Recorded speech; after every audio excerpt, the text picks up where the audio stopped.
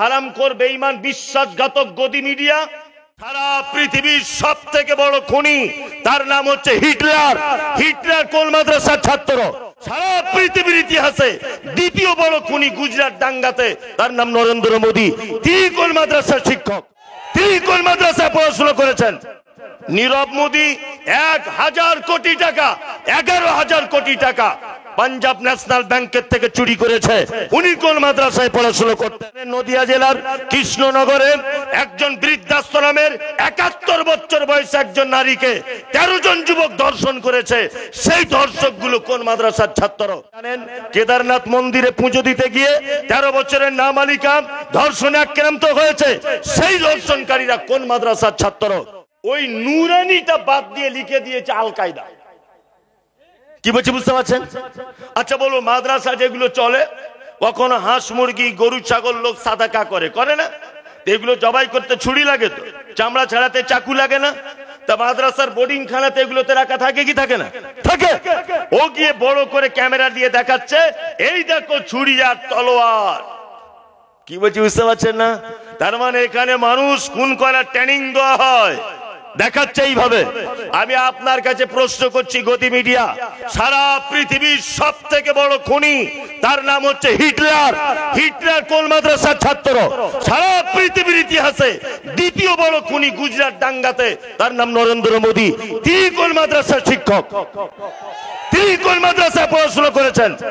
নীরব মোদী 1000 কোটি টাকা, 11,000 কোটি টাকা পাঞ্জাব ন্যাশনাল ব্যাংকের থেকে চুরি করেছে। উনি কোন মাদ্রাসায় পড়াশোনা করতেন? আপনারা জানেন নদিয়া জেলার কৃষ্ণনগরের একজন বৃদ্ধাশ্রমের 71 বছর বয়সে একজন নারীকে 13 জন যুবক ধর্ষণ করেছে। সেই ধর্ষকগুলো কোন মাদ্রাসার ছাত্র? আপনারা জানেন কেদারনাথ মন্দিরে পুজো দিতে গিয়ে 13 বছরের নাবালিকা ধর্ষণে আক্রান্ত হয়েছে। সেই ধর্ষণকারীরা কোন মাদ্রাসার ছাত্র? আপনারা জানেন সারা পৃথিবীর যত বোমবাস্ট, যত আপনার সাম্প্রদায়িক, ওই দিল্লি আপনার মুম্বাই তাজ হোটেলের বোমবাস্টিং অজস্র মানুষ মারা গেছে, তারা কোন মাদ্রাসায় পড়তো? তারা কোন মাদ্রাসায় পড়তো? সারা ভারতবর্ষের একটা খুনির পিছনে একটা মাদ্রাসার কোন শিক্ষক এবং ছাত্রের হাত আছে, এটা আপনি প্রমাণ করুন। যাদের 11 বছর ডাল আর আলু খাইয়ে খাইয়ে কলজে কানা করে দিয়েছো, ছুরি চালাবে কি করে? হ্যাঁ, বদমাইশি জায়গা পাও না? তুমি এটা বলো যে মাদ্রাসা মসজিদের প্রতি আমার চুলকানি আছে, এটা বলো। মিথ্যা কথা বলো কেন? কি বলছি বুঝতে পারছেন না? মিথ্যা কথা বলবে কেন? তুমি বলো আমার চুলকানি আছে মাদ্রাসা মসজিদের উপরে। তার মানে শয়তান এখন সব থেকে বড় শত্রু কোরআন তেলাওয়াতকারীদের। কি বললাম বুঝলেন? আর এই যে শুভেন্দু বাবু টাবু যা ঘুরছে, মাদ্রাসা হটাও মসজিদ হটাও, দিলীপ বাবু টাবু যা ঘুরছে দেখতে পাচ্ছেন, সব ইবলিশ শয়তান ওদের ঘাড়ে দিনরাত পেচ্ছাপ করছে আর বলছে যা মাদ্রাসার ব্যাপারে বল, যা মাদ্রাসার ব্যাপারে বল, মাদ্রাসার ব্যাপারে বল। কি বলছি বুঝতে পারছেন না? আরে এটা হচ্ছে পশ্চিম বাংলা, এখানকার মানুষ সম্প্রীতি বজায় রেখে চলে। কি বললাম বুঝলেন? যত বেশি বাড়াবাড়ি করবে, মানুষ তোমাদেরকে মুখে লাথি মেরে ভারত থেকে তাড়াবে, তোমাদের কোনো অস্তিত্ব থাকবে না। এবারই তো ইলেকশনে দেখতে পেয়েছি তোমাদের কি অবস্থা, একা একা সরকার করতে পারোনি, অন্য জনের সহযোগিতায় সরকার এসেছে, আবার এখনো বড় বড় কথা বলছো। হ্যাঁ, বলছে কলকাতাতে ডিটেনশন ক্যাম্প চলছে, বলছে মুখ্যমন্ত্রী হবে কে? বলছে দিলীপ বাবু। জনগণ এমন ঝাঁটা মেরেছে, তাদের অস্তিত্বই নেই বাংলাতে, কোনো অস্তিত্বই নেই। যারা কোরআনের ব্যাপারে কথা বলছেন খুব সাবধানে বলবেন। সারা পৃথিবীতে আপনি দেখুন যত গতি মিডিয়া সব কোরআনের বিপক্ষে, বিপক্ষে না? আর একটা তথ্য আপনাদেরকে দিচ্ছি, দেখুন আপনার মগজ ধোলাই হয়ে যাবে। গত 2016 সালে কলকাতার হাইকোর্টে একটা মামলা হয়েছিল। সে মামলাটা কি হয়েছে না, মামলা হয়েছিল যে মাদ্রাসা থেকে আরবি শিক্ষাটা তুলে দেওয়া হোক। কেন তুলে দেওয়া হবে? বলছে তুলে দেওয়া হবে এই কারণে যে ওটা বিদেশের ভাষা, পড়িয়ে লাভ কি? বিদেশের ভাষা। কি বললাম বুঝলেন? সারা পৃথিবীতে 53টি মুসলিম দেশ আছে। কটি? 53টি। 53টি পিওর মুসলিম দেশের ভিতরে 23টি মুসলিম দেশ আরবিতে কথা বলে, রাষ্ট্রীয় ভাষা আরবি। কটা দেশ? কটা? 23টি দেশ আরবিতে কথা বলে। তার মানে আরবি ভারতবর্ষে না চললেও পৃথিবীর 23টা দেশে ভাষার অস্তিত্ব খুঁজে পাওয়া যায়। যায় কি যায় না? যায়। স্কুলে একটা বই পড়ায়, তার নাম সংস্কৃত। পড়ায় এই স্কুলে পড়ায় কি পড়ে না? যারা জানেন শিক্ষিত ছেলে হাত তুলুন তো। এটা সাবজেক্ট আছে না? আছে। সারা পৃথিবীর একটি দেশ, চ্যালেঞ্জ করে বলছি, সারা পৃথিবীর কোন একটি রাজ্য, সারা পৃথিবীর একটি গ্রাম, সারা পৃথিবীর কোন এক ব্যক্তিকে যদি আপনি প্রমাণ করে দিতে পারেন যে এই লোকটা সারাদিনে সংস্কৃত ভাষায় কথা বলে, আমি মমতাজুল ইসলাম বাকি জীবনটা আপনার গোলামি খাটবো। একটা পরিবারও নেই সংস্কৃত ভাষায় কথা বলে। সংস্কৃত ভাষা যদি স্কুলে চলে, যে ভাষা আরবি পৃথিবীর 23টি দেশে চলে, সেটা কেন উঠে দিতে হবে? তার মানে বুঝে নিতে হবে কোরআনের উপরে তোমার অ্যালার্জি আছে, তোমার অ্যালার্জি। শুনুন একটা কথা বলি, ভারতবর্ষের যা চাকরির অবস্থা, চাকরির যে অবস্থা, এখন তো চাকরি বাকরি কিছু কাজ নেই, এখন শুধু কাজ বলছে শিবলিঙ্গ কোথায় আছে সেইটা খোঁজ। আর আমি শিবকে ধন্যবাদ জানাই। শিব সত্যি তোমার মতো মানুষ হয় না। তুমি যদি ভগবানও হও ওদের ভাষাতে, সত্যি তুমি খুব দামি ভগবান। কারণ হচ্ছে এই যে তুমি অন্তত পক্ষে আর কোথাও আশ্রয় নেয়নি, মসজিদের তলাতেই আশ্রয় নিয়েছ, এটা ধন্যবাদ। মানে তুমি বুঝতে পেরেছো মসজিদ ভালো জায়গা, আরে হারাম খোরা বুঝতে পারলো না। তুমি বুঝতে পেরেছো মসজিদ কত দামি, ওই জন্য তুমি এর ভিতরে আশ্রয় নিয়েছ। অথচ এ বুঝতে পারলো না মসজিদ কত দামি, এ শুধু বলছে বুলডুজার দিয়ে ভেঙে দেয়। শিব তোমাকে ধন্যবাদ, তুমি মসজিদের ভালো মন্দ বুঝতে পেরেছো। কোন কাজ নেই, চাকরি বাকরি কিছু নেই, শুধু শিবের লিঙ্গ খুঁজছে, কোন চাকরি বাকরি ধান্দা নেই। সারা ভারতবর্ষের কি অবস্থা, ট্রেন বিক্রি হয়ে গেল, ইলেকট্রিক বিক্রি হয়ে গেল, সবকিছু বিক্রি করে দিল। কি বলি বুঝতে পারছেন না? জি, সব শেষ। এখন শিবের লিঙ্গতে ব্যস্ত, সারা দেশ হাসপাতালে চলে যাচ্ছে, কোন সমস্যা নেই। যে কথা বলতে বলতে এত দূর পর্যন্ত এলাম, কত হচ্ছে এই ভারতবর্ষের চাকরির যে অবস্থা, আরবিতে যদি কেউ এমএ করে, আরবিতে কেউ যদি এমএ করার পর যদি ভারতবর্ষের চাকরি না হয়, অন্তত পক্ষে দুবাইয়ে গিয়েও ঝাড়ু দেবার কাজ করতে পারবে, আরবি চলে।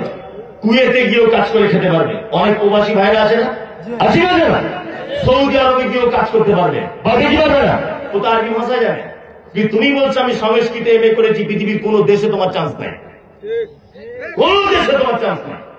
আছে চান্স নাই, কোন দেশে চান্স নাই। কোরআনের প্রতি অ্যালার্জি সবার। আমি যে জায়গাটা ধরাতে এসেছি সেটা হচ্ছে এই, শয়তান এবারে চক্রান্ত করছে যে মানুষ যাতে কোরআন পড়তে না পারে। আচ্ছা এবারে বলুন তো দেখি, মাদ্রাসার ছেলেরা বদমাইশ বেশি হয় না স্কুলে? সত্যিটা বলে কারা কারা বলছে মাদ্রাসা? হাত একটা মজার কথা বলবো, সবাই বলছে মাদ্রাসা, মাদ্রাসা। মাদ্রাসার ছেলে তো বদমাইশ হবেই, এটা তো কোরআন বলছে। যদি বলছে মাদ্রাসার ছেলেদের ব্যাপারে কোরআন বলছে, ইয়েস, আপনার ছেলের উপরে সরকারের কোনো আফসোস নেই, এই শয়তানের কোনো আফসোস নেই। কারণ আপনার ছেলে স্কুলে গিয়েই বলে, কি বলে? জনগণ মন অধিনায়ক জয় হে ভারত ভাগ্য বিধাতা। শয়তান দেখছে তো আমাদের দলই আছে, সমস্যা নেই তো, সমস্যা নেই। শয়তান দেখছে আমার দলই তো আছে, অসুবিধা কিছু নেই। কিন্তু আপনার ছেলেকে মাদ্রাসায় ভর্তি করে দেন, তখন শয়তান মোটামুটি ওর চেলাদেরকে সব বৈঠক করে বলবে, শামসুলের ছেলে মাদ্রাসায় পড়ছে, কোরআন শিখবে, যেমন হোক করে হটাতে হবে। মানে একটা মাদ্রাসার ছাত্রের পিছনে 35 থেকে 40, 100টা পর্যন্ত শয়তান লেগে আছে। ও সুস্থ থাকে, ও সুস্থ থাকে। অথচ আপনার ছেলে কলেজে পড়ে দাঁড়িয়ে পেচ্ছাপ করে, শয়তানের মাথা খারাপই নাই, জানে ওটা এমনি দাঁড়িয়ে মুখে, ওর ব্যাপারে কি আলোচনা করবো, কি বলছে না। কিন্তু যখনই আপনার কোনো মাদ্রাসা পড়বে শয়তান, তখন দেখছে এত কঠিন ব্যাপার, কোরআন শিখবে, চল পাকড়াও করো। শয়তান কত বড় শত্রু। আল্লাহ তাআলা বলছেন, ফাইজা তারাতাল কুরআন ফাস্তাইয বিল্লাহি মিনাশ শাইতানির রাজিম। তোমরা কোরআন তেলাওয়াতের আগে শয়তানের কাছ থেকে পানাহ চাও আল্লাহর দরবারে। আমার মাদ্রাসায় ঘটনাটা অনেকবার বলেছি, তবে বোঝানোর জন্য বলি। আমার মাদ্রাসায় একটা ছেলে ভর্তি হয়েছে, যেদিন থেকে ভর্তি হয়েছে, আমি কলকাতা আজকে মতিউর রহমান মাদানী সাহেব কলকাতায় আসেন, ওখানে কোন একটা ওনার সঙ্গে জরুরি কাজের জন্য ভোরবেলাতে ওনার সঙ্গে দেখা করেছি কলকাতায়, তারপরে বাড়ি এসে জুম্মা পড়েছি, তারপরে এখানে এসেছি। আমার মাদ্রাসার ব্যাপারে কোন একটা কাজের জন্য মাদানী সাহেবের কাছে গিয়েছিলাম, যাই হোক উনি ডেকেছিলেন। তা মাদ্রাসায় একটা ছেলে ভর্তি হয়েছে, যেদিন থেকে ভর্তি হয়েছে সেদিন থেকে কঠিন ব্যাপার। যারে বাবু তোর কি হয়েছে? পেটে লাগছে, পেটে যাচ্ছে। আমার শিক্ষকদেরকে বললাম ওকে একটু হসপিটালে দেখিয়ে দাও তো, হসপিটালে দেখিয়ে দিয়েছে, তাও সারে ও করেই যাচ্ছে। আমার একদিন খুব বিরক্ত হয়ে গেল, আমার স্ত্রীকে বললাম বোরখাটা পড়ো তো, আর গাড়িটা বার করি। আমার স্ত্রীও তো বাচ্চা ছেলে, আমার স্ত্রী মেয়ে একটা লাগবে, যদি হসপিটালে ভর্তি নিয়ে নেয় তোকে থাকতে হবে, মায়ের জায়গাটা পূরণ করতে হবে নার্সিংহোমে বা হসপিটালে। তো আমার স্ত্রীকে নিলাম, তো ওনার ছেলে আমার মাদ্রাসায় পড়ে, সত্য মিথ্যা ওনার ছেলেকে বা ওনার কাছ থেকে শুনতে পাবেন। মুর্শিদাবাদের বাড়ি ছেলে, হসপিটালে ভর্তি করে দিয়েছি, সিলাইন চলছে, সিলাইন 1 বোতল সিলাইন টানাও হয়ে গেছে, তবু করেই যাচ্ছে। ডাক্তার এত ইঞ্জেকশন দিচ্ছে। তো আমি একজন মহিলা ডাক্তার, মুসলিম মেয়ে, ওর নেম প্লেট দেখে বুঝতে পারলাম। আমি বললাম বোন কি চিকিৎসা করছেন যে ওর যন্ত্রণা সারছে না? তখন উনি বলছে আপনি সে মমতাজুল ইসলাম না, আমার মা আপনার খুব ভক্ত। লজ্জায় কথা বলতে পারছি না, আপনাকে আমি খুব চিনি, চিনি যখন তাহলে খুব ভালো হলো, তাহলে তুমি বোন একটু ভালো করে চিকিৎসা করো, আমাদের মাদ্রাসার বাচ্চা। তো বলছি স্পেশাল চিকিৎসা করছি হুজুর, এত দামি দামি ইঞ্জেকশন দিচ্ছি যা হসপিটালে দেয় না, আমি নার্সিং হোম থেকে ভালো চিকিৎসা করছি, ওর কোন ছেড়ে গেল? তখন আমার মাথাতে ব্রেনটা খুললো যে আমিও তো মাদ্রাসা পড়া ছেলে, হ্যাঁ, একে কি 12টা বাজাতে হয় আমি একবার দেখি, না তোর যন্ত্রণা আমি ছাড়া কেউ সহ্য করতে পারবে না। আমি ওকে বললাম বোন অপারেশনের যন্ত্রপাতি আছে হসপিটালে, পুরাতন হোক নতুন হোক? বলছে আছে হুজুর, সব নিয়ে এসো। ও একদম ছুরি কাঁচি সেলাই করা সুতো টুতো সব নিয়ে এসছে, এনে ওই ছেলেটার সামনে রেখেছে থালাতে করে। তখন ওই ছেলেটা আমাকে বলছে হুজুর কি করে দিয়ে দিল, তোতে 1 সপ্তাহ যন্ত্রণা ভালো হচ্ছে না, ওপেন সার্জারি, মানে বুক চিড়িয়ে দেখবে কি হয়েছে, এছাড়া কোনো উপায় নাই। তখন ও বলছে হুজুর আমার মায়ের কথা খুব মনে করছে, যন্ত্রণা হয় নাই, নিচে কথা, নিচে কথা, আমার যন্ত্রণা আদৌ হয় নাই। কি বুঝতে পারছেন না? পুরো মিথ্যে কথা। ও বলছে নিজে পুরো মিথ্যে কথা, আমার যন্ত্রণা হয় নাই বলি। তখন আমি মনে মনে ভাবলাম যে বাপ তোর তো দোষ নয়, দোষ কার? ইবলিস। ইবলিস তোকে কোরআন পড়তে দেবে না বলে সিলাইন পর্যন্ত নিয়ে এসছে। তা আমিও যে ওর উপরের 1 ধাপের, ওটা ওর জ্ঞান নাই। আমিও যে ওর উপরে 1 ধাপের বুদ্ধিমান, ও জানে না। তোর বুক চিরে অপারেশন করে দেখবো ভিতরে কলিজা বাচ্চা ঠিক আছে কিনা। তখন বলছে হুজুর না এখন ঠিক আছে, ও এখন 4 পারা না 5 পারা হিপস করছে, আলহামদুলিল্লাহ। তার মানে জ্বর সাথে সবাই আসতে পারবে না। কি বললাম বুঝলেন? যারা বাইরে ঘাটে ঘুরছে ওদের এক একজনের পিছনে 150 শয়তান কাজ করছে, এই একদম যাবি না, ওখানে বসবি না, গেলে দান করতে হবে, দিলে মমতাজুল একবার বক্তব্য শুনতে হবে, ওই সাইকেল হাদিস আসছে হাদিস শুনতে হবে, একদম ওই ধারে পাশে যাবি না, তোর এদিক মেলায় ঘোর, আমরা তো আছি, মেলায় ঘুরছে। মানে ওদের শয়তান মাথা পেচ্ছাপ করে দিয়েছে। কি বলেন বুঝলেন না? একদম পেচ্ছাপ করে দিয়েছে, ওদের মাথাতে লাল করে দিয়েছে। ওরা এদিকে আসতে পারছে না কোরআনের মজলিসে, কোরআনের মজলিসে আসতে পারবে না।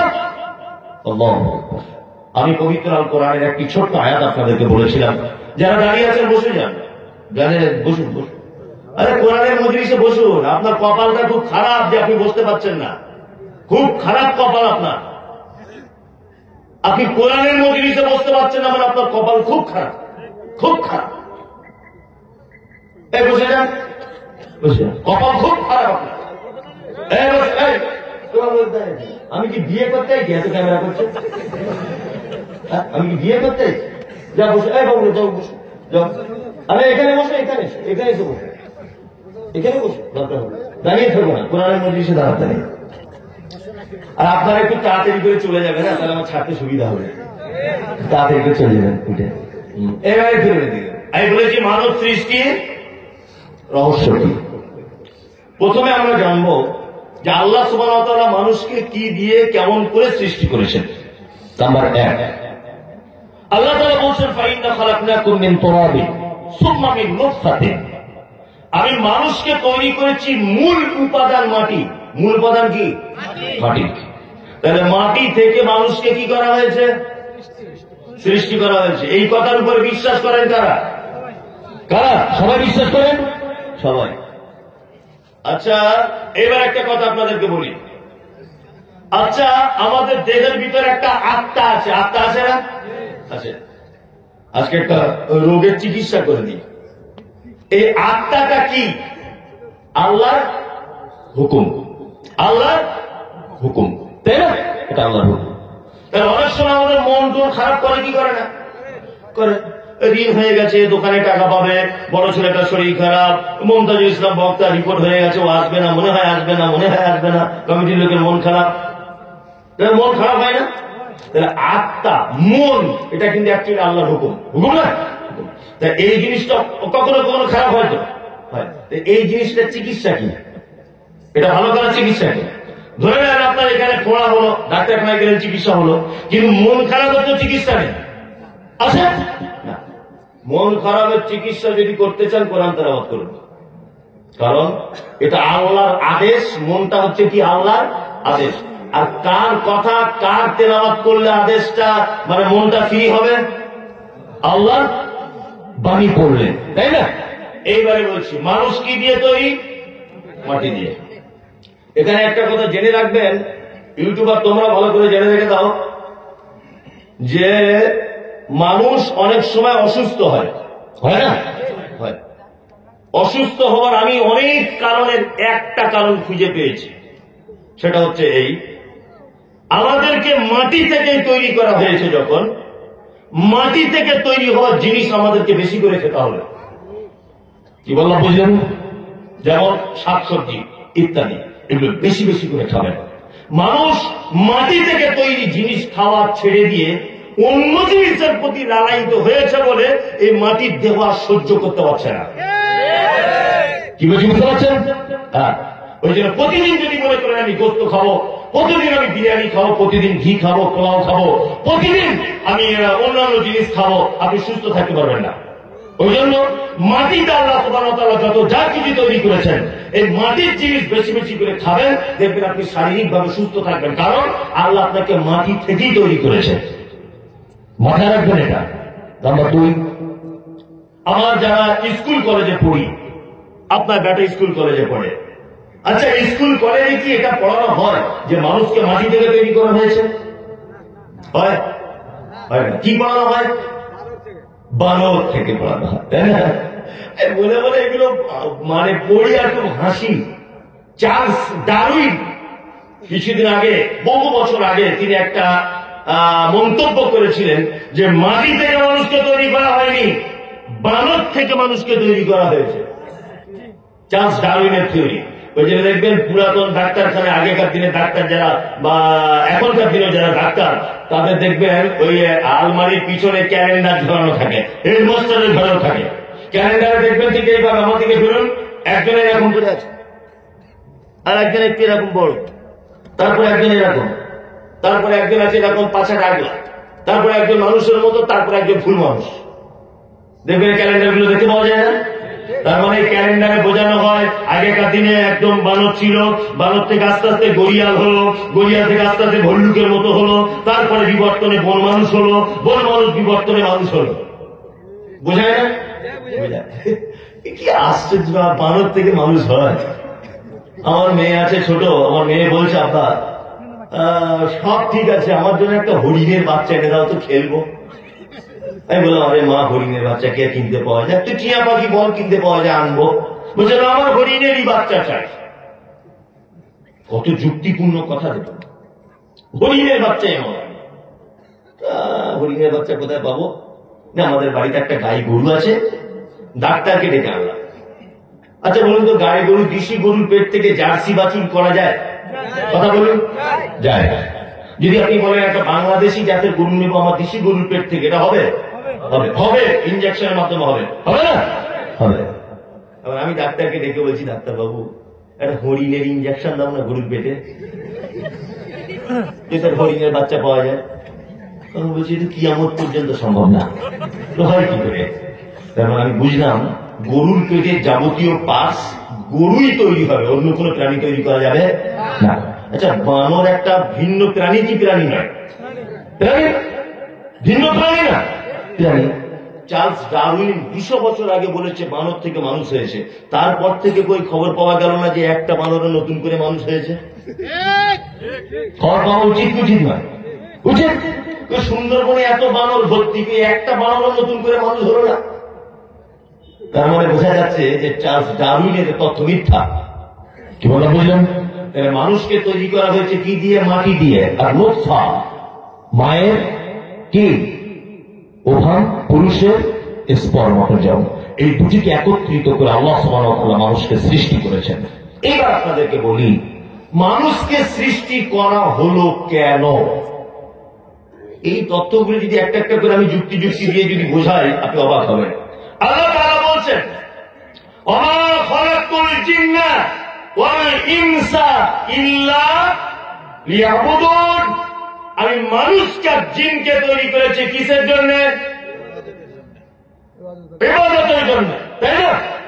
এইবার এখানে একটা কথা, ইবাদতের জন্য এটা 100% ঠিক, ভুল নয়, ঠিক। কেন আল্লাহ বলছে এটা? আমার তো ভুল বলার রাইট নেই, আছে? এটা একটা গোপন তথ্য আপনাকে দিই। আচ্ছা বলুন, গরু আল্লাহর ইবাদত করে কি করে না? হাঁস, মুরগি, ছাগল, পিপিলিকা করে না? ইউসাব্বিহু লিল্লাহি মা ফিস সামাওয়াতি ওয়াল আরদ, পৃথিবীতে আসমানে জমিনে যা কিছু আছে সব কিছুই আল্লাহ সুবহানাহু ওয়া তাআলা তাসবিহ বর্ণনা করে, করে না? গরু তার নিজের ভাষাতে করে, ছাগল নিজের ভাষাতে করে, হাঁস নিজের ভাষাতে করে, মুরগি নিজের পদ্ধতিতে করে, পিপিলিকা নিজের পদ্ধতিতে করে, সাপ নিজের পদ্ধতিতে করে। পৃথিবীতে যেখানে যারা যেভাবে যে অবস্থায় বসবাস করুক না কেন, প্রতিটি প্রাণী আল্লাহর ইবাদত করে, করে না? এইবার একটা কথা বলি, এত প্রাণী আল্লাহর ইবাদত করলো, আল্লাহর মন বলল না? আমাদের মতো চোর, গুন্ডা, মাতাল, সুদখোর, বন্ধনের লোন, এদেরকে বানাতে হবে ইবাদতের জন্য আবার? আচ্ছা বলুন, ফেরেশতাদেরকে আল্লাহ তাআলা বানালেন, ফেরেশতারা বিয়ে করেন, হাট বাজার, জমি জায়গা গেলে ঝামেলা, কি করে? শুধু আল্লাহ ইবাদত করে, তাই না? কোটি কোটি কোটি কোটি কোটি কোটি কোটি কোটি ফেরেশতারা তারা ইবাদত করছে। সারা পৃথিবীতে সমুদ্রের নিচে যত প্রাণী সব আল্লাহর ইবাদত করছে, করছে কি করছে না? করছে। এত ইবাদত করেও আল্লাহ সুবহানাহু ওয়া তাআলা আবার আমাদের মতো মানুষের কাছে ইবাদত চাইছেন যে তোমরা ইবাদত করো। কারণ কি? বুঝতে হবে কারণ অনেক অনেক গভীরে। আচ্ছা বলুন, পৃথিবীতে মানুষের সংখ্যা বেশি না অন্যান্য প্রাণীদের সংখ্যা বেশি? বলুন, ওই যে মানুষের সংখ্যা বেশি, কারণ কিছুই বুঝে না। তাই অন্যান্য প্রাণী, তার একটা প্রমাণ, আপনার স্ত্রী যেখানে ভাত রান্না করে 100 গ্রাম আখের গুড় নিয়ে ফেলে দেবেন, দেখবেন আপনাদের গ্রামে যত লোক বসবাস করে 4 গুণ পিপিলিকা এক জায়গায় হয়েছে। আচ্ছা আপনার বাড়ির মেম্বার কতজন? 5 জন, আপনার স্ত্রী মুরগি পুষেছে 12টা, তাই না? তার মানে বোঝা যাচ্ছে যে আপনার মানুষের থেকে অন্যান্য প্রাণীরা কি বেশি, সবাই আল্লাহর ইবাদত করছে। তবু আল্লাহ বলছে মানুষকে তৈরি করলাম কেন? আমার ইবাদতের জন্য। তাহলে শুধু কি আমাদের এইটাই উদ্দেশ্য? জি, এটাই উদ্দেশ্য। গোলামি, সর্বক্ষেত্রে গোলামি করতে হবে কার? আল্লাহ। এটা একটা মজার কথা বলে দিই, ইবাদত তো আমরা সবাই করি, করি না? করি কি করি না? কম বেশি সবাই করি, করি। এই ইবাদত করার আগে, গোলামি করার আগে সর্বপ্রথম আমাদেরকে জানতে হবে যে আমি যদি এই বইটা যদি পড়ি, তাহলে এই বইটা কে লিখেছে আগে তার জ্ঞান সম্পর্কে আমার জানতে হবে কি হবে না? হবে না? হবে। একটা মসজিদের ইমাম সাহেব লেখাপড়া কম জানে, বা একটা সাধারণ লোক বই লিখেছে কি না সূর্য ঘোরে না পৃথিবী ঘোরে, অথচ 2 পাস। আচ্ছা 2 পাস লোক যদি সূর্য ঘোরে না পৃথিবী ঘোরে এই তথ্য বই লিখে, তার বই পড়া যাবে? হ্যাঁ, আপনার মাথার চুলগুলো একটা একটা করে উঠে টাক হয়ে যাবে। ও তো নিজেরই জ্ঞান নেই, জ্ঞান আছে? জ্ঞান নেই। তাহলে আমরা কোন বই পড়ার আগে লেখকের কতটা জ্ঞান এটা দেখি, দেখি কি দেখি না? দেখি। তাহলে আমরা ইবাদত কার করবো? কার করবো? আল্লাহর করবে ইবাদত, তাই না? তাহলে সেই আল্লাহর পরিচয় এবং কার্য কত ক্ষমতা, এটা আমাদের আগে থেকে জানা লাগবে কি লাগবে না? লাগবে। আল্লাহ কজন? এক। আল্লাহ সব জায়গাতে থাকে তো? থাকে। বলছে জি, তুমি কিছুই বুঝো না, এতদিন আইলে গ্রামে বসবাস করো। আল্লাহ সব জায়গাতে থাকে। আর রহমান আলাল আরশি ইস্তাওয়া, আল্লাহ কোথায় থাকেন? আরশের উপরে। কি বললাম বুঝলেন?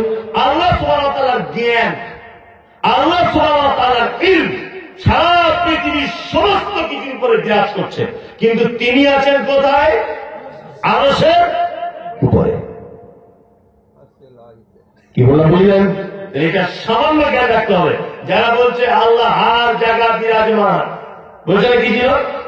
একদম নয়। আল্লাহ আরশে আছেন, ওনার জ্ঞান, ওনার ইলম সারা পৃথিবীর মানুষের উপরে বিস্তার করছেন। এতটুকু জিনিস আপনি জেনে যান। এবার আপনাদেরকে একটা কথা বলি, ইবাদত যারা করবেন, ইবাদত করার আগে দুটো জিনিস মাথায় রেখে করতে হবে। কটি জিনিস? দুটা। এক, ইবাদত শুধুমাত্র আল্লাহ সুবহানাহু ওয়া তাআলার সন্তুষ্টির জন্য করতে হবে। কার সন্তুষ্টির জন্য? আল্লাহ। আমি মাঝে সাঝে খুব অবাক হই, মাদ্রাসা দান করতেছে সে দারুল হুদাতে 5,000 টাকা দিয়েছে, বক্তা নাম বলতে ভুলে গেছে, তা উনি আবার ঘুরে এসে বলছেন আমার নামটা বলুন, তা বক্তা বলছে হ্যাঁ ঠিক আছে ভুলে গেছিলাম, আব্দুল হামিদ নাম দেখো, এই গ্রামে বাড়ি, 2,000 টাকা দিল হে পাকা বাড়ি। তখন আবার ঘুরে এসে বলছে আব্দুল হামিদ না, আলহাজ আব্দুল হামিদ, হজ করে এসছি। আপনি আব্দুল হামিদ বলে দিলেন, 5 লাখ টাকার একটা সার্টিফিকেট, আপনি নাম বলছেন না, আলহাজ বলুন। জি। আবার আপনি দেখতে পাবেন ওই শীতকালে কিছু লোক গ্রামের ফাটাফুটো পঞ্চায়েত যারা ধরেন সদস্য, ওই 4টে কম্বল এসেছিল বিডিও অফিস থেকে, বিক্রি করছে। 4টে কম্বল দিচ্ছে আর 23 জন এরকম করে ক্যামেরা ধরে আসে, হাতটা টাকা, একটু টাকা, এই কম্বলের কালারটা ঠিক আসছে না। কেন রে গোলাম হোসেন? বলছে দেখো আমাদের গ্রামে আশরাফুল কত বড় দাতা, 4টে কম্বল দিয়েছে। বুঝতে পারছেন না?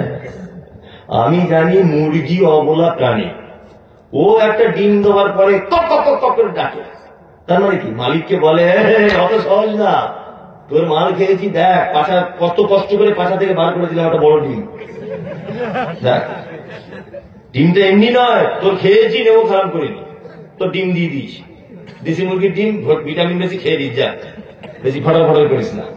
কেউ বুঝতে পারছে না? তা আমাদের কি অবস্থা ঠিক রাখো, মুরগি ডিম পাড়ার পরে কি ডাকে না? ডাকে কি ডাকে না?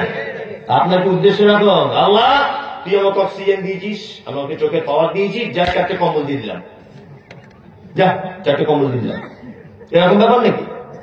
আরে মুরগি অহংকার করে বলতে পারো জ্ঞান বুদ্ধি নাই, তুই আমাকে গম খাইয়েছিস, আমাকে সরিষা খাইয়েছিস, দেখ কত কষ্ট হয়েছে, লাল ঘাম ছুটে গেছে আমার ডিম দিতে, যা ডিমটা তুলে খেয়ে ভেজে জামা এসে দিয়ে যায়। ওটা মুরগি অবলা প্রাণী হয়তো এটা করে, তুমি ইবাদতের মাধ্যমে এরকম করো কেন? দান একটা ইবাদত না? বারবার এসে বলছে আলহাজ আব্দুল হামিদ, ওটা বলার দরকার কি? ইন্নাল্লাহ আলিমুম বিযাতিস সুদূর, মানুষ যেটা মুখে বলে এটা আল্লাহ বুঝতে পারে, যেটা অন্তরে জায়গা ওটা কে? আল্লাহ বুঝতে পারে। আপনার উদ্দেশ্য থাকবে তো লিল্লাহিয়া, আল্লাহর উদ্দেশ্য আমি এটা করছি, এত লোক জানবে কেন? আর এত বক্তাকে দিয়ে এক এক করে দোয়া করাতে হবে কেন? আপনার এখানে গিয়ে নামটা লিখিয়ে দেন, যে কাউকে বলতে হবে না, নাম 5 টাকা লিখে দেন। আপনি তো গ্রামের লোকের নামটা জানেন, লিখে রাখবেন।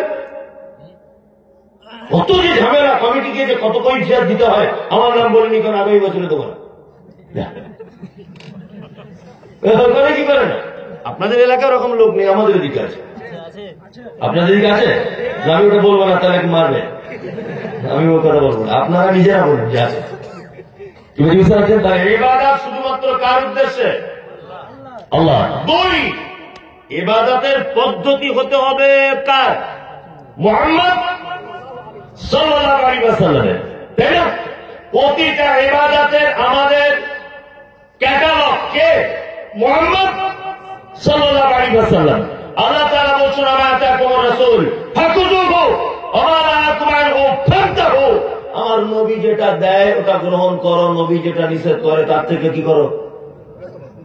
বিরত থাকো। আয়েশা সিদ্দিকা রাদিয়াল্লাহু তাআলা আনহা তিনি বলেন মান আমিলা আমালান লাইসা আলাইহি আমরুনা ফাহুয়া রাদ্দুন, মানুষ যদি কোন আমল করে, সেই আমল যদি আমার পক্ষ থেকে যদি কোন রকমের পারমিশন না থাকে, ফাহুয়া রাদ্দুন, সে আমল বাতিল। সে আমল কি? বাতিল।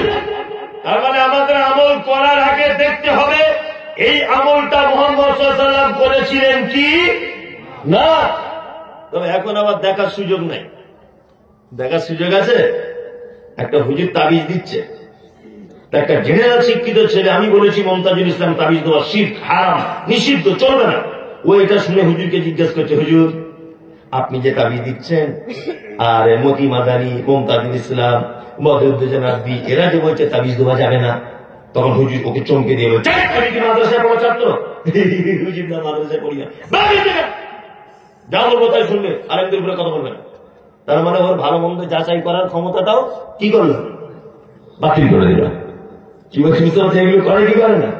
শুধু একটা কথা বলে, তুমি জেনারেল লাইনের ছাত্র, তুমি কি বোঝো? আমি একটা গল্প বলি, তাহলে বুঝতে সুবিধা হবে কেমন সমাজ তৈরি করেছে। একটা লোক গরু চেনে না, গরু কি বলো বুঝলেন, আমেরিকায় থাকতো। তা আমেরিকা থেকে বানিয়েছে যে 30 বছর পর কোটি কোটি টাকা মালিক। তো ওর এখন ইচ্ছা হয়েছে একটু গরুর দুধ খাওয়া, ইচ্ছা হয়েছে। এখান থেকে এখানে গরু হাট করে আপনাদের আশেপাশে রসাখয় গরুর হাটে একটা গরু কিনতে যাচ্ছে দুধের জন্য। তো বাড়ি থেকে যখন টাকা নিয়ে বার হচ্ছে, তখন ওর গ্রামের এক বন্ধুর সাথে দেখা, তার নাম শফিকুল। শফিকুল বলছে, আশরাফুল আমেরিকাতে গেছে, কোথায় যাচ্ছ?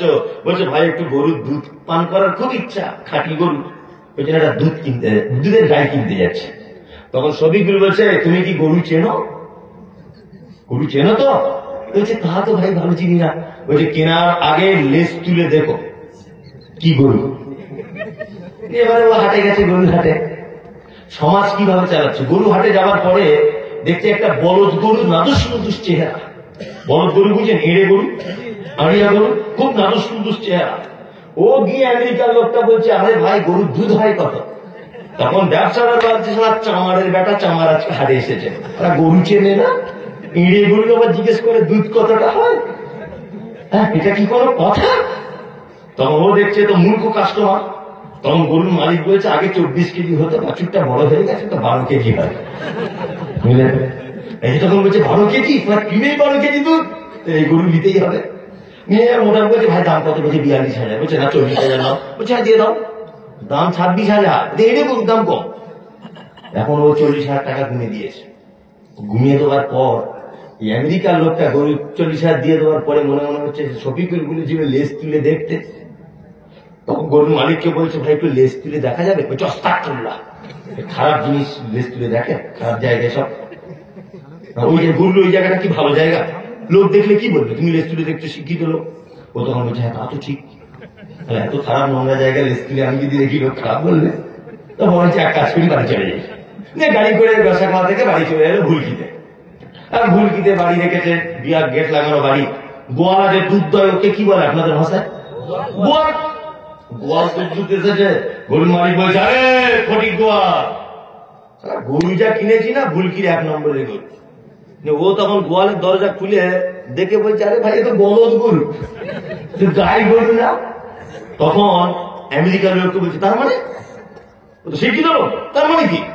বলছে, তার মানে এই গরু নাঙল টানে, গাড়ি বহায়, গাড়ি টানে, তো দুধ দেওয়া গরু না। তা ভাই তুমি লেজ তুলে দেখো নি? তুমি যে সবাই লেজ তুলতে গিয়েছে, আমার মালিক লেজ তুলতে দেয়নি, ওই সবাই সর্বনাশ করে দিয়েছে আমার। তখন বলছিলাম লেজ তুলে দেখবো, বলছে বারবার খারাপ জায়গায় দেখো না। তা আমরা যারা অনেক সময় হাদিস কোরআন জানার ব্যাপার আলেম আমাদের কাছে যাই না, যাই, কিন্তু আমাদের এত রকম ভাবে মাথাতে টুপি পরিয়ে দিয়েছে যে আমাদের আর লেজ তুলে দেখার ক্ষমতা হচ্ছে না এটা হাদিসে আছে কিনা। হুজুর যা বলছে তাই। এত বড় চিটার হুজুর, হ্যাঁ, সারা জীবন পরের বাড়ি মিলাদ করে, হুজুরের বাড়ি জীবনে মিলাদ হবে না। শবে বরাতের দিন বলছে 40 জায়গায় কোরআন খতম। কি বলা বুঝলেন? আমার মাদ্রাসায় তো প্রায় 6টা-7টা হাফেজ রাখা আছে শিক্ষক হিসাবে। তা ওদের যদি পড়তে বলা হয়, আমার মনে হয় 8 থেকে 10 ঘন্টা লাগবে কোরআন খতম করতে। কি বলা বুঝলেন?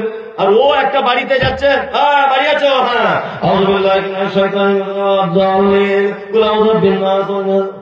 হয়ে গেছে, পয়সাটা দেন। আগে 28 পড়া ছিল, 2 পাড়া তোমার বাড়িতে এসে পড়েছি। তার মানে মনে হচ্ছে রাজমিস্ত্রির মতো কোরআনের ঠিকাদার। তারা পাছার চামড়া তুলে দেওয়া হয়, বিয়া দত্ত থাকবে। কি বুঝতে পারছে না?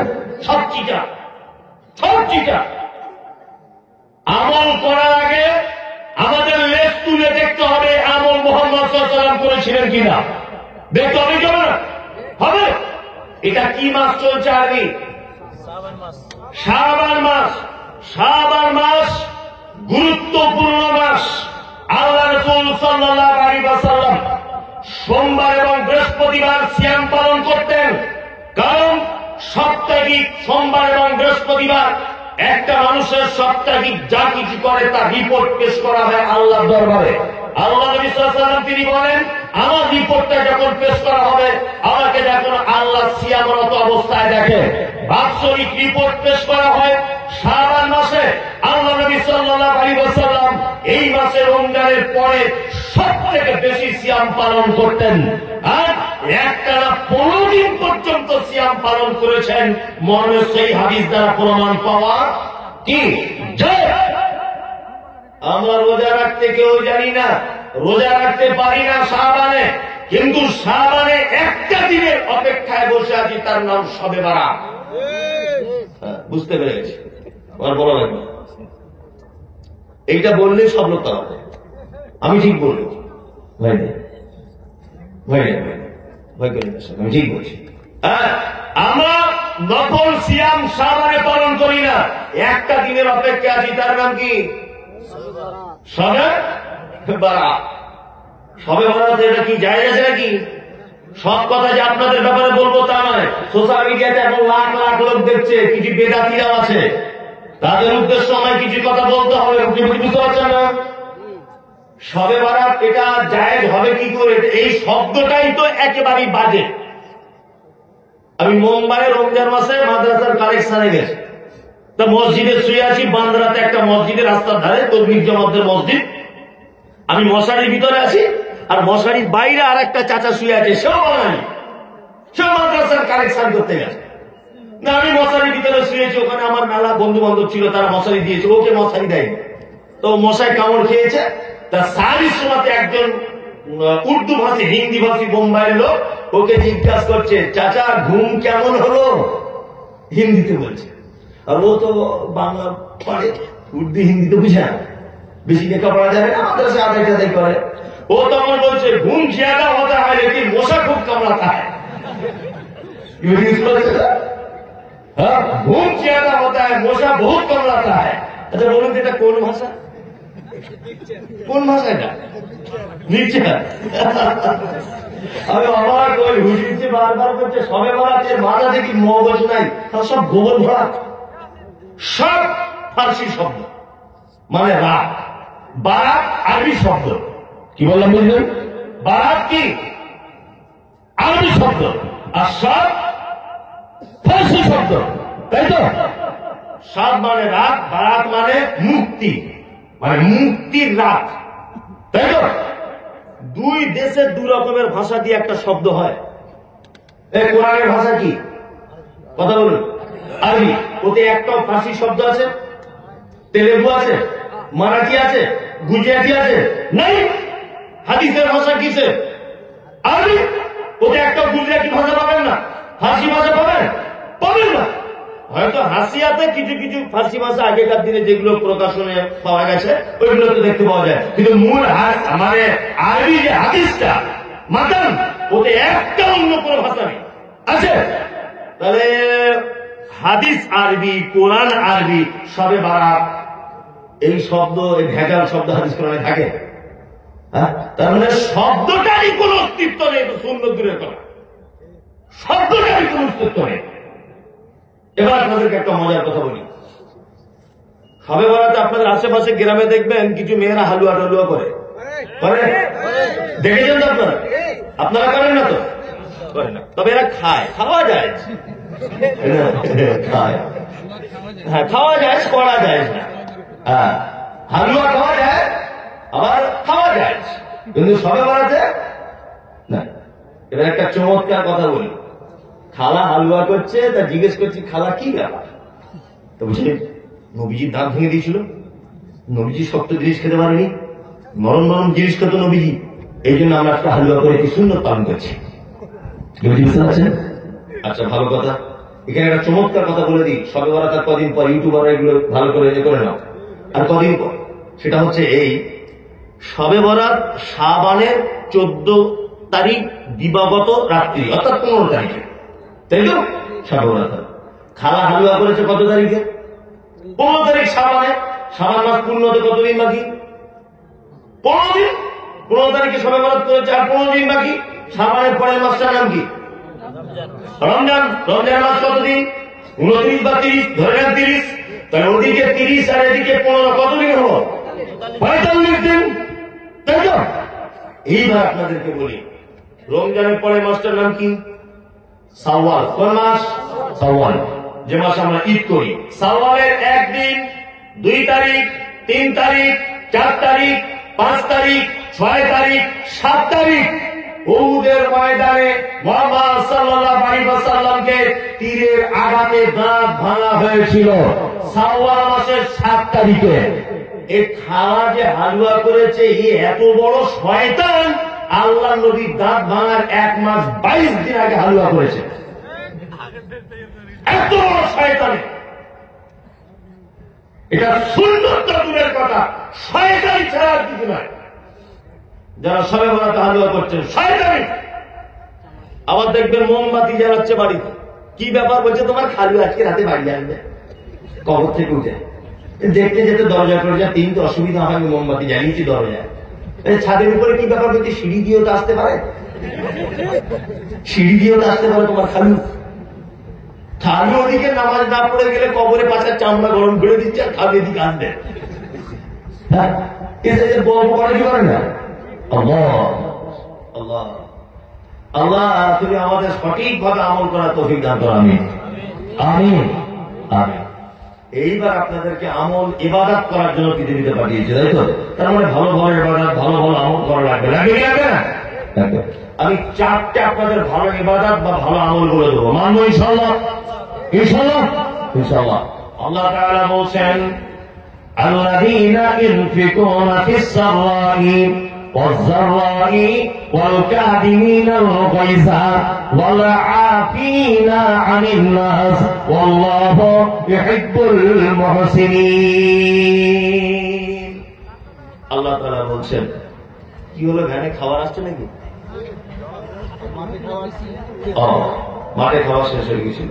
আচ্ছা আচ্ছা, আপনারা চলে যাচ্ছেন তো? যান যান, চলেই যখন যাবেন যান, অসুবিধা কিছু নেই। তবে কোরআনের এই 4টি কথা শুনে যাওয়ার অনুরোধ করছি। আমার 12টা পর্যন্ত টাইম, আর 15-20 মিনিট আছে। 15 মিনিট একটু গোলমাল করে কাটিয়ে নেন আল্লাহর রাস্তায়। শেষ দুয়াটা বলে যাবো, ইনশাআল্লাহ। যাবো তো ইনশাআল্লাহ? একটু কষ্ট হলেও যান। আল্লাহ তাআলা সর্বপ্রথম বলছেন ভালো কাজের ইবাদত, আল্লাযীনা ইউনফিকুনা ফিস সাররাই ওয়াজ যাররাই। পৃথিবীতে আমি 4টি লোককে সব থেকে বেশি ভালোবাসি। কটি লোককে? 4টি। 1, যারা সচ্ছলতায় এবং অসচ্ছলতায় সাদাকা করে, দান যারা করে। কি বলছি, বুঝতে পারছেন? ইবাদতের জগতে যত ইবাদত আছে, এক আশ্চর্য ইবাদতের নাম কি? সাদাকা। আচ্ছা, সাদাকার দান এক না আলাদা? আলাদা, তাই তো? যার নাম সাদাকা তারই নাম দান। আরবিতে বলে সাদাকা, বাংলায় বলে দান। যার নাম লাউ তার নাম কদু, একই নাম। সাদাকা 2 প্রকারের। এক ফরজ, যেমন যাকাতুল ফিতর, এটা কি ফরজ। আর আপনার মালের যাকাত, এটা কি ফরজ। বাকি যেগুলো সব নফল বা সুন্নাত। কি বললাম, বুঝলেন? জি। নফল দান এবং সাদকা কত গুরুত্ব, আপনাকে একটা চমৎকার হাদিস বলে দিই। আল্লাহ নবী সাল্লাল্লাহু আলাইহি ওয়াসাল্লাম তিনি বলছেন, ইত্তাকুল্লাহ ওয়া বিশিক্কিতামিন, তোমরা জাহান্নাম থেকে বাঁচো। যে কোনো মূল্যে জাহান্নাম থেকে বাঁচতেই হবে, বাঁচার কিছু নেই। তুমি যে খেজুরটা খাচ্ছিলে, ওই খেজুরটা আল্লাহ রাস্তাতে সাদকা করে দিয়ে হলেও তুমি জাহান্নামের আগুন থেকে বাঁচো। তোমাকে বাঁচতেই হবে জাহান্নাম থেকে। এখানে আর একটা কথা বলি, দান বা সাদাকা কেমন গুরুত্বপূর্ণ একটা কথা বলি। আচ্ছা, আপনাদের এলাকায় কোনো মানুষ যখন মারা যায়, মারা যাওয়ার আগে তার বেটা, তার বেটি, তার বৌমারা পাশে বসে কি করে? গালে পানি দেয়, তাই না? কি বলে? বাপ শেষ পানিটা খাও, খালু শেষ পানিটা খাও, তাই না? তার মানে কি ও এত পানি কিসে লেগেছে যে তোমার পানি ছাড়া মরবে না? এরকম একটা ব্যাপার। জি, কে বলেছে এটা? ও তখন পানি চায়, খ্যাপা কোথা গেলে? কি লোকটা চায় সেটা তো দেখতে হবে, দেখতে হবে, আর হবে যাবে না, হবে না। আমাদের তো কথাবার্তার হিসাব নাই, হিসাব আছে। অ্যাক্সিডেন্টে একটা 17 বছরের ছেলে মারা গেছে, 17 বছর পার্টি করতো ছেলেটা, বা 30 বছরের একটা ছেলে মারা গেছে, পার্টি করতো। ক্লাবে লিখে দিয়েছে যে অমুকের অকাল মৃত্যুতে আমরা শোকাহত, মানে অসময় মৃত্যুতে। কখন মরণ হলে তোমার সুবিধা হতো? ওর মরণটা কখন হলে তোমার সুবিধা হতো? অনেক সময় পোস্টার দেখতে পাই না আমরা, অমুক অকাল মৃত্যুতে আমরা শোকাহত, তো ওর কবে মরণ হলে তোমার সুখ হতো? এসব কথাগুলো ভালো কথা না, বললো না। মানুষ মারা যাওয়ার সময় আমরা কি করি? অনেক ফালতু কাজ করি, কোরআন তেলাওয়াত করি, অনেক সময় করি না? করি। গ্রামে করে না, বেদাতি ভাইরা করে, করে না?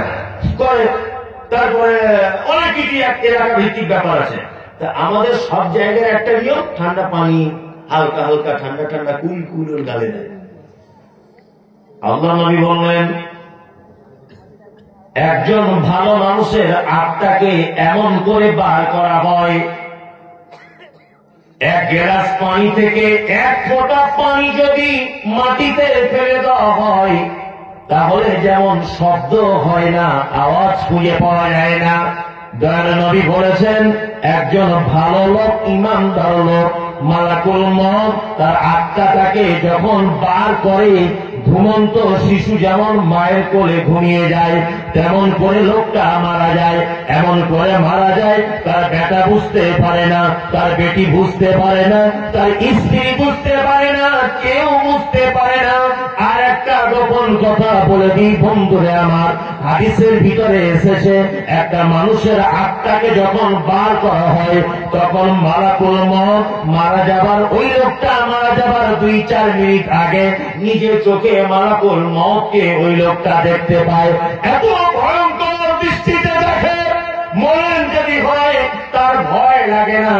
কিন্তু ইমানদার যদি না হয়, খারাপ লোক যদি হয়, বেনামাজি যদি হয়, বদকার যদি হয়, দয়াল নবী বলেছেন তার আত্মাটাকে এত কঠিন করে ধরা হয়, আত্মাটাকে বার করার সময় তার চোখের শিরা, তার নাকের শিরা, তার জিহ্বার শিরা, সমস্ত শিরাগুলো যেন মালাকুল মউতের হাতে যেন ছিঁড়ে চলে আসে। আর ওই লোকটা ছটফট করে আর বলে, ফায়াকুলা রাব্বি লাউ আখখারতানি ইলা আজালিন করিব ফাআসামতাকা ওয়া আকুম মিনাস সালিহিন। মালাকুল মউত আমার কাছে চলে এসেছে, আমি দেখতে পাচ্ছি নিজের চোখে তাকে, পৃথিবী নামক জায়গাতে আমার আর বাঁচার অধিকার নাই। আল্লাহ গো, তুমি আমাকে একটু যদি সুযোগ দাও, তাহলে আমি পৃথিবী নামক জায়গাতে যাব, গিয়ে আমি কিছু সাদকা করে আসব। সাদকা করার পরে তারপরে আল্লাহ তুমি আমার জান কবজ করবে। মারা যাবার আগে লোকটা কি বলে? গরম পানি খাও, কি বলে? আল্লাহ শরবত খাবো, আল্লাহ আমাকে একটু টাইম দাও, কিছু দান করে আসি, সাদাকা করে আসি, তাই না? আচ্ছা, ওই লোকটা তো বলতে পারতো, আল্লাহ আর কদিন টাইম দাও, আমি তো হজ করে নিই, আল্লাহ আর কদিন টাইম দাও, 1 মাস রোজা রেখে দিই, আল্লাহ অন্তত 1 ঘন্টা টাইম দাও, 2 রাকাত নামাজ পড়ে আসি। নামাজ তো সব থেকে ভালো ইবাদত, ইবাদত নয়? ইবাদত। শুনুন, এটা মজার কথা বলি, পৃথিবীতে যত ইবাদত, প্রতিটা ইবাদতের একটা নির্দিষ্ট পদ্ধতি আছে, আছে না? আচ্ছা, বিনা ওযুতে নামাজ হবে? হবে? হবে। আর ওযু যদি নাই বা হয়, পানি যদি নাই বা পান, তাহলে তায়াম্মুম করতে হবে, তাই না? এবার বলুন, রাতে আপনার কোনো কারণে আপনি অপবিত্র হয়ে গেছিলেন, রাতের বেলা, ফজরের সময় ওই অপবিত্র অবস্থায় ওযু করা যাবে নামাজের জন্য? ওই আপনি অপবিত্র অবস্থায় নামাজ পড়তে পারবেন? পারবেন না। তাহলে প্রথম শর্ত হচ্ছে পবিত্রতা, তারপরে শর্ত ওযু, তারপরে শর্ত নির্দিষ্ট সময় হওয়া, তারপরে শর্ত হচ্ছে সঠিক পদ্ধতিতে ইবাদতটা করা, তাই তো? ফজরের সময় কনকনে শীতে 3টের সময় ঘুম ভেঙেছে, যদি মনে করেন একবার পেচ্ছাপ পিতে উঠলাম আমার উঠতে হবে ফজরে, তো একেবারে 2 রাকাত নামাজ পড়েই ঘুমাই, চলবে? অক্ত হওয়ার আগে চলবে? চলবে না। ইবাদতের নির্দিষ্ট টাইম আছে। আর রমজানের রোজার টাইম আছে। আমাদের তার কদিন পরই রোজা। আল্লাহর মানে অনেক ভালো বান্দারা আছে, এখন পুরো ভালো দেখবেন। আর কদিন পর থেকে গ্যাস, সুজি, অম্বল, পেটে ব্যথা, খুব রোজা রাখতে পারি না, বলবে না? রমজান মাসে হাতির মতো যদি গরু হাটে রসা খাওয়াতে বিক্রি করা হয় 1.5 কুইন্টাল গোশাকর গায়ে, আর রোজার মাসে ওর গ্যাস, অম্বল। আমার একটা মেয়ের বয়স 17 বছর, মা বলছে আমার এইটুকু মেয়ে কি করে হাতে উঠবে? ও, তোমার মেয়ের রবিবারে স্কুলে চলে যায়, আমরা বুঝি না? ওর স্কুল খোলা থাকে রবিবারে, স্কুল খুলে 11টায়, তোমার মেয়ে বাড়ি থেকে বার হয় 9:30, 1.5 ঘন্টায় করে কি? হ্যাঁ, আমরা বুঝি না?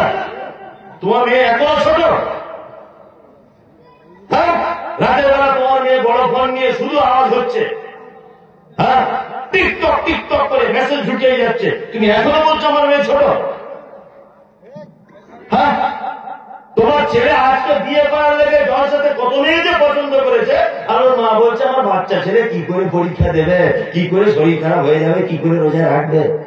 রমজান মাসের যত অসুখ, 11 মাস জন্মের খাওয়া খেলো, 1 মাস দেখবেন ও অসুখের ঠাড়া উঠতে পারবে না। কি বলতো, মিলে না? আর কদিন পরে অসুখ শুরু হবে। আর লজ্জা করার মতো থাকে, এইটুকু ছেলে রোজা রাখছে, আরো হারাম তো সারাদিন খাচ্ছে, সারাদিন খাচ্ছে। আবার শুধু রোজা রাখে না, কত বুদ্ধি দেখুন। কলকাতা মেচুয়া বলে একটা জায়গা আছে, ফলের বাজার। তো রমজানে ফল টল কিনতে যায়, একটা লোক দেখছি দামন করছে আর বিড়িও টানছে, রমজান মাসে সিগারেট টানছে। না ভালো, আমি কি চাচা রোজা করছেন না? বলছে না বাবু, শরীরটা একটু অসুস্থ আছে, হিন্দিতে বলছে, একটু অসুস্থ আছে শরীর। ভাবি হলো তাহলে রোজা করছেন না, যখন পরে করবি মনে মনে ভাবছি। ইফতার যখন হচ্ছে তখন দেখছি ওই লোকটা আবার আমার 2 জনের পাশে বসে আছে। বলছি চাচা কি ব্যাপার, শরীর খারাপ, বিড়ি টানছিলেন, আমার ইফতার? বলছে হুজুর তো আলেমরাই তো বলে যে রোজার আলাদা নেকি আছে, ইফতারের আলাদা নেকি আছে, আমি এই ইফতারের নেকিটা ছাড়বো কেন? কত বড় শয়তান! বলছি ইফতারের নেকিটা ছাড়বো কেন, এটা অন্তত গ্রহণ করি। বাহ, এরকম অনেক ঠিক আছে। সারা মাস রোজা রাখার খোঁজ না, ঈদের দিনে এমন পাঞ্জাবি পরে ঈদ করা যাচ্ছে, মনে হচ্ছে আব্দুল কাদের জেলানি ঢুকছে। ঠিক বলছি না? সেই না পাঞ্জাবি দেখবো, সব থেকে দামি পাঞ্জাবি ওর গায়ে, অথচ হারাম করে রোজা রাখে।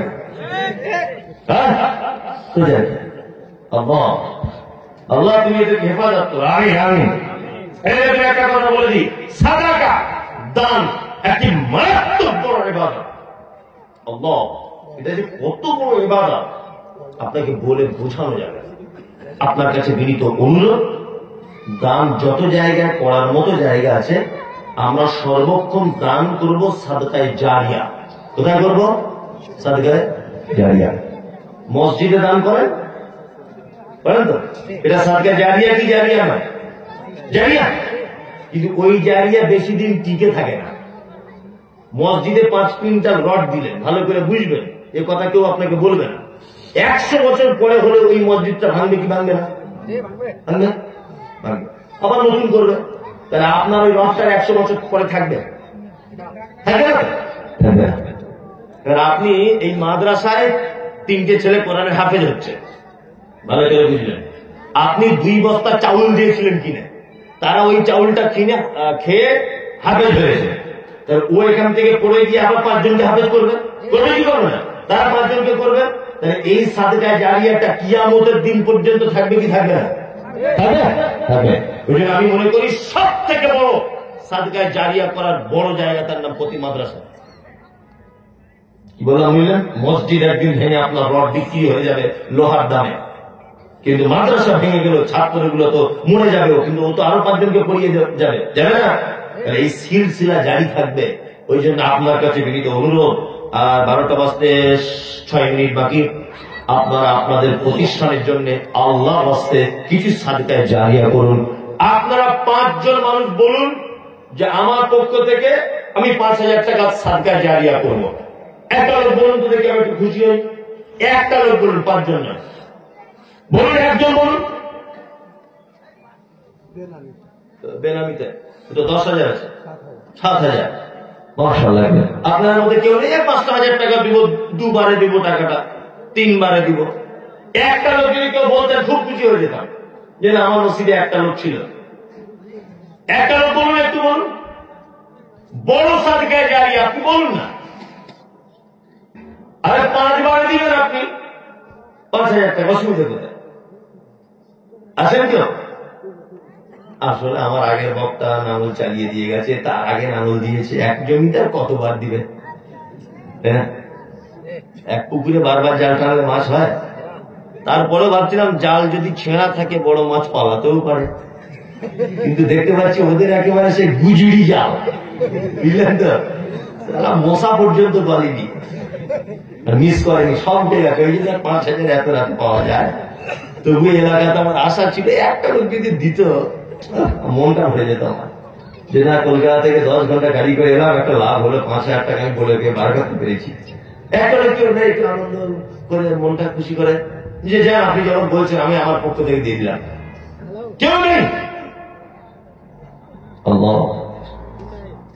নেই, খুব ভালো লাগতো। দেন এত তাকাচ্ছি চোরের মতো, তবুও কেউ একবারে বলছে না। ঠিক আছে বাদ দেন, অনেকটা বেশি হয়ে যাচ্ছে 5,000 টাকা। আপনি অন্তত 1,000 টাকা বলুন। আপনি বলুন যে আমি 1,000 টাকা দেবো মনীষা আপনার হাতে। কেউ আছেন এখানে? আছেন কেউ? এলাকাতে কি বলে ওটা, ভুট্টা না কি বলে? ভুট্টা। ভুট্টা খুব হয়, ধান খুব হয়, রাই হয়, এখন মাঠে আছে তাই না, সরিষা, এগুলো আছে। তো আপনি আমার আসতে বলুন যে আমি 1,000 টাকা একটা কিছু নিয়ত করবো। আছেন কেউ? সবাই দিয়ে দিয়েছে না? ও আগে উঠতে বাড়ি বাড়ি নেওয়া হয়েছে, তার মধ্যে এগুলো বক্তাদের প্রতি ফালতু জুলুম করা। অনেক টাকা হয়েছে। আর আপনারা আজকে দিবেন না, ওরা নিয়ত করেই বসেছে যে আজকে দুবই না। তাহলে বক্তাদের কত চালাকি দেখি। কোন চালাকি টালাকি কিছু নয়, আপনারা দেবেন, সাদকায়ে জারিয়া করবেন, আল্লাহর ঘর। এখানে হাদিস কোরআনের শিক্ষা হয়, তাই না? যে আপনার মজলিস ভাঙা দোয়া বলে যাবেন, একদিন উঠবেন না। এখনো কিন্তু 4 মিনিট টাইম আছে, 12টা বাজতে। মসজিদ ভাঙান দোয়া না বলে কেউ যেতে পারবেন না। তো দিবেন ভাই, দিবেন? কেউ আছেন?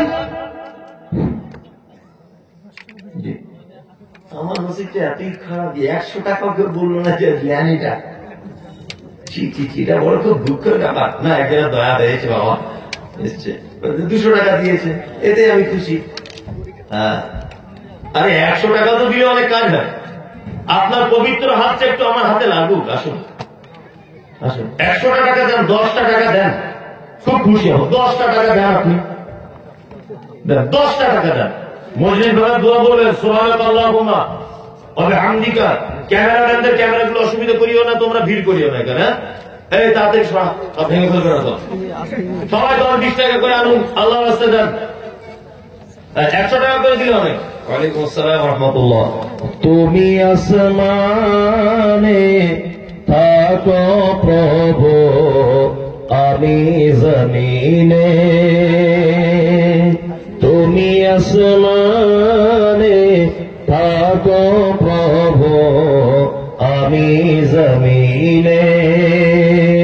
তবু তোমারি প্রেমে জমে হৃদয় গহীনে।